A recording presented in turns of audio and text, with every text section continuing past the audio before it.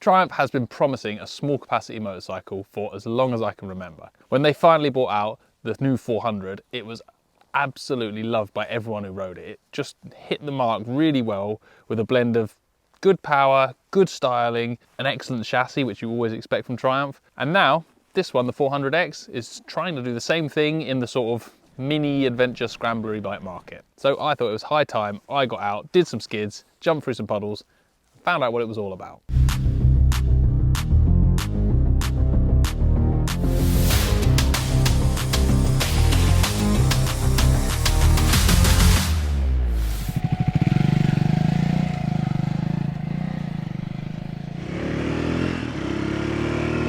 It's undeniably a cool little bike, this Triumph Scrambler. It looks properly cool. It's got a fun, funky riding position. The handlebars are insanely high, which gives it this kind of real fun, big jacked up custom vibe. And if you just concentrate on bombing around and chucking it about, it's an absolutely great fun little thing. They've got decent suspension that doesn't clatter around or do anything dodgy, doesn't dive, just really nicely set up. The fact that you can turn the ABS and traction control off to go off-road or to muck around doing skids is an absolute godsend if you're an idiot like me. It's even got quite a funky little exhaust note, especially down low.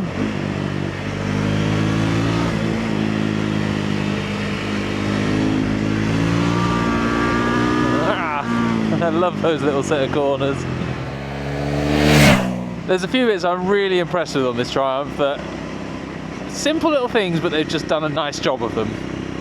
Number one, the leather, the tank, the seat, the little bar pad, like the details on it like that are really nice. Simple speedo, like don't want tons of stuff. that's really nicely done. The dash itself is really well thought out, super easy to use. Putting it in off-road mode is a piece of cake. Like, I didn't have to look at any owner's manual, just got on, press buttons, figured it out. Switch cubes without 8,000 buttons. If you've ridden any modern bike with lots and lots of high-tech stuff on it, you'll know what I'm talking about here. It's just nice to have indicators and a horn and a headlight switch. The riding position and the suspension and the chassis in general, I'm a big fan of. They just made it easy, stable, feel like a proper big bike, able to cope with rough roads, be thrown about, stoppied, wheelied, mucked around on, without the suspension feeling like a weak link, which is not something we really have to talk about massively in, you know, higher end price bikes. But in this price bracket, this sort of sub £6,000 price bracket, there are a few bikes out there that have got pretty shocking suspension. But just basic suspension that gets to a point where it makes the ride feel cheap. This doesn't do that. I'd like a bit more feel on the front brake. That front lever's quite spongy. Again, under normal riding circumstances, it's fine, but you start braking hard and using it a bit more aggressively, it feels a bit weak. Again, remembering the point of this bike for people wanting a slightly more chilled riding experience, then that does make sense, but that's how I feel.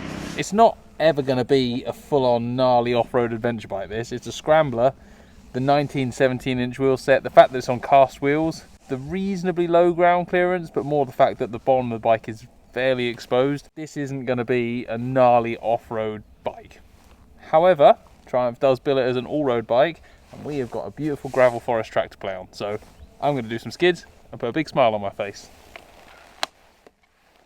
Come on, little Triumph.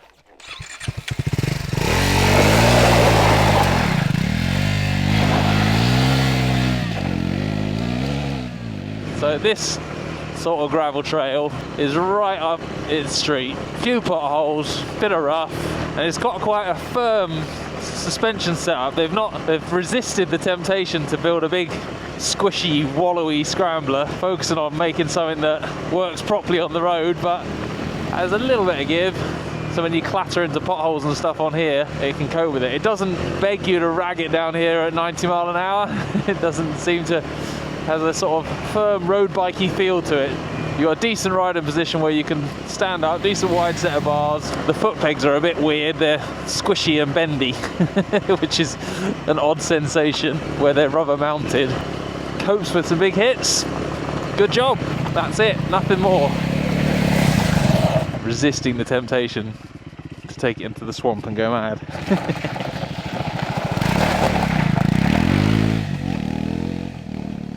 I don't like talking about the price immediately when I'm testing a motorcycle, but I feel like it's relevant with this thing. Triumph has spent a long time building up a really good reputation for building high quality, excellently finished motorcycles with kind of pretty premium components on them. When you judge this by Triumph's super high standards, initially it's amazing. But when you get up close and start poking and prodding, there are a few little details that don't sit with the rest of the high-end Triumph fleet until you consider that this thing's under 6 grand. It's 5,795. At that price, suddenly the cheapo gear lever and rear brake lever are forgivable. The slightly Fisher-pricey switch gear, it kind of fits. You don't expect super premium componentry when you're paying sub 6 grand for a mainstream manufacturer's motorcycle. And if you take your nitpicky eyes off and just look at it for what it is, take a couple of steps back. I mean, that does not look like a budget entry-level bike. That looks like a really nice, really premium bit of kit. When you consider that it's cheaper than BMW's G310 GS and cheaper than the KTM 390 Adventure, suddenly that looks like a really, really well-priced bit of kit, and you get a level of detail and finish that does make the others look a touch ordinary. Stuff that you've come to expect from Triumph, the really nice stitched seat, the pinstripe on the fuel tank, that fact that there's no nasty bits of connectors sticking out all over the place, everything's tucked away neatly. That stuff on this bike does make it stand out from the things it's up against and competing against in the marketplace to get the dollar of those A2 license holders and people who want a smaller bike. Jumping on board, the big difference I think with the Scrambler compared to the Speed, immediately noticeable is the size of it. It's tall. It's a high bike. It's also fairly wide in the seat, so if you're looking for something that's skinny, narrow and easy to get your feet down on, this isn't it. What it does do is it mimics very nicely the big daddy Scrambler, the twin cylinder 1200 Scrambler, which is the same. It's a big, tall, high bike with a set of comedy BMX handlebars on it. This does that. It does a really good impression of it. And part of me was a bit confused by the BMX style handlebars, but actually, the more you ride it, the more they make sense. It's a quirk that the bike has. It doesn't feel like anything else. All the other stuff has a more normal bar position. The other real nice thing overall I like about this Scrambler is the simplicity. It's just a very clean looking motorcycle. There's a very simple dash.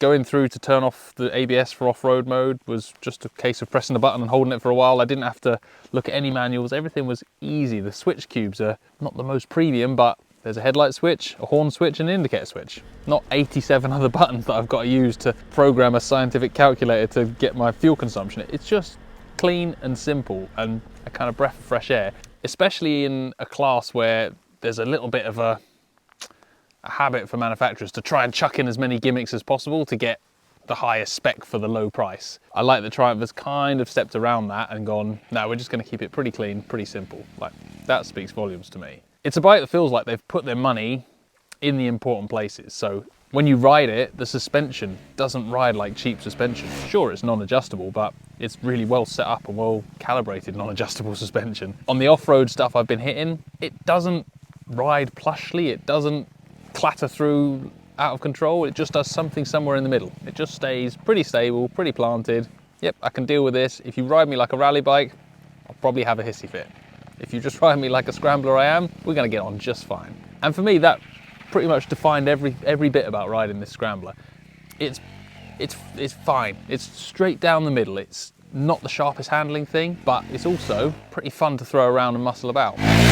It's not particularly characterful in the engine. It's got a nice exhaust note, but it lacks any punch at the bottom and there's no scream at the top. So trying to think of this bike's contemporaries, at one side, the KTM 390 engine is a screamy, revvy little thing that begs to be thrashed. It's pretty hopeless riding at low RPM, but it's fun. At the other end of the spectrum, I think the best engine at the other end for me is probably the Royal Enfield, the Meteor 350, which isn't anywhere near as fast. It's way slower than this, but it's got a real big thumping old school single feel to it.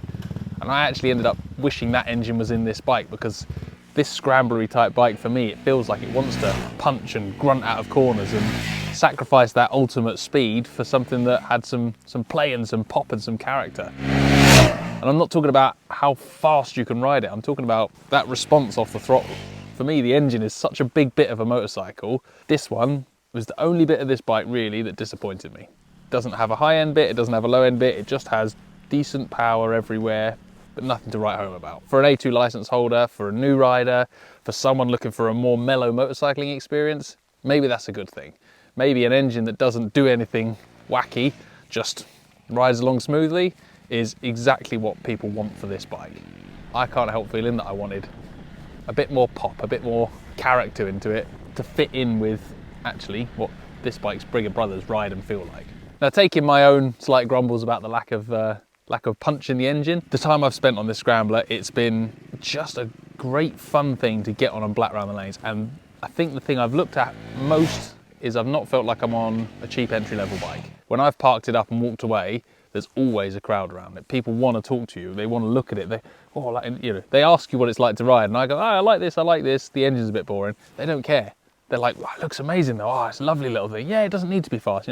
People aren't really looking for this thing to be a wild, supermoto-y, crazy tool. They're looking for something that looks really cool and is fun to ride, and it hits the nail absolutely squarely on the head for that. Don't go buying one thinking you're going to buy a miniature adventure bike. It isn't that. But if you want Scrambler styling on a really fun, usable road bike, this thing is absolute brilliant value for money.